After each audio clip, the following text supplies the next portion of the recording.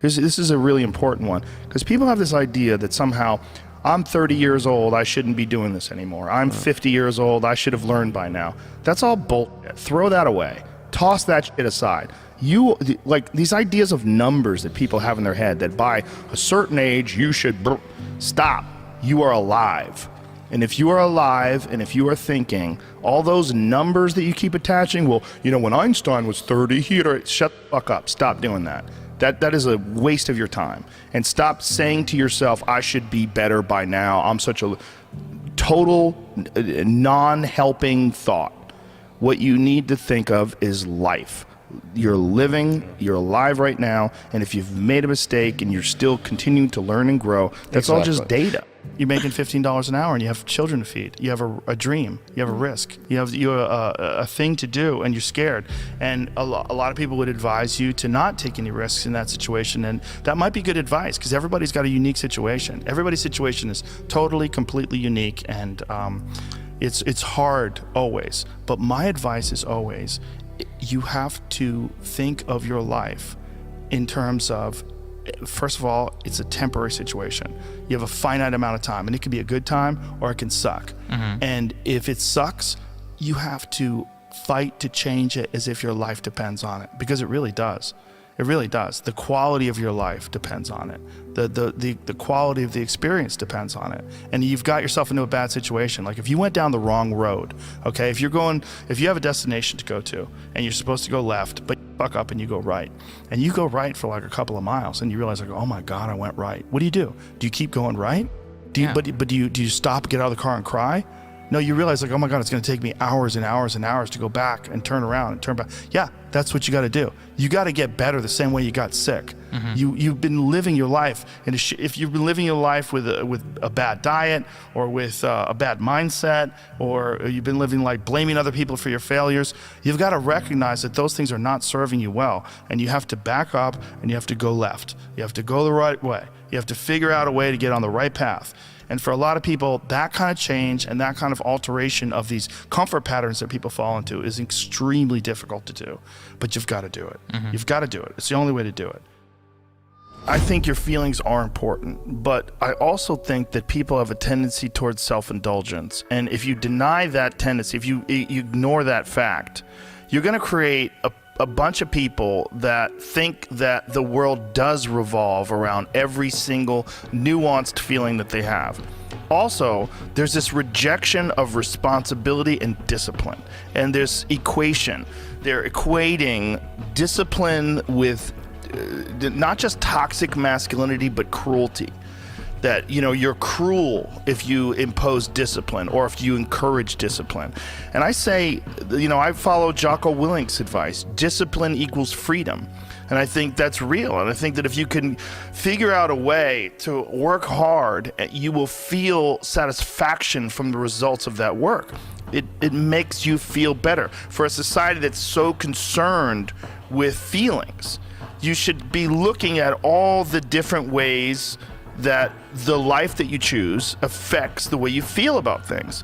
And if you have really accomplished goals and actually exerted discipline, done things that were difficult to do that you didn't necessarily want to do, but you knew had long-term benefits, that is a part of being like an actualized human. That's a part of being a man. It's a part of being a woman. It's a part of being a person who accomplishes things in life. And we're all engaged in this weird idea. And this weird idea is that you work and you get a certain amount of money for that, but the money's not proportionate to effort. It's proportionate to your thought process, how you find your way through things, problem solving. It's basically a puzzle. And some people find an easy path to that puzzle. You invent something amazing, and then you're insanely wealthy. And people say, well, that's not fair. But It's not about fair. It's about reality. There's a thing that happened, and this one thing that this person created, he sold 1 billion units of this thing, and now he's got a shit ton of money. If you want a shit ton of money, you should figure out how to sell 1 billion units of something. And people are like, but that's that is reality. It's an uncomfortable reality for a person with no money and no success and no idea for a product that you're going to sell 1 billion units. People don't want to hear that sometimes because they want to hear that you've done enough. You're amazing. You're a winner. You're a perfect person. You don't need to work harder. People need to accept you, and we need the government to step in and fill in all the holes, fill in all the blanks. And this income inequality idea, like there's an income inequality problem in this country. Well, guess what else there is? There's a fucking effort inequality problem in this country. Some people don't put forth as much effort. Does that mean that everybody should work 12 hours a day, 7 days a week? No, it doesn't. It doesn't mean that. But it does mean that you probably can do more. You can probably work harder or think harder. And if you do that, you will be rewarded. Wondering why other people's success or wondering why other people are successful is the refuge of losers. It's a loser mentality. It's a loser occupation. It's a loser practice because you're wondering why other people are successful. Like, who gives a f? You can say you think it sucks, but to spend time wondering why someone is successful and hating on someone for being successful, it doesn't do any good. It's like, what is that old expression that jealousy is... It's a poison that does the opposite of its intended. Oh, right. It doesn't affect the other person at all, but it poisons yourself. It wastes your energy and time. And everybody's different. Everybody's similar, but everybody's different. And your attitude has a giant effect, not just on your life, but on other people's lives around you.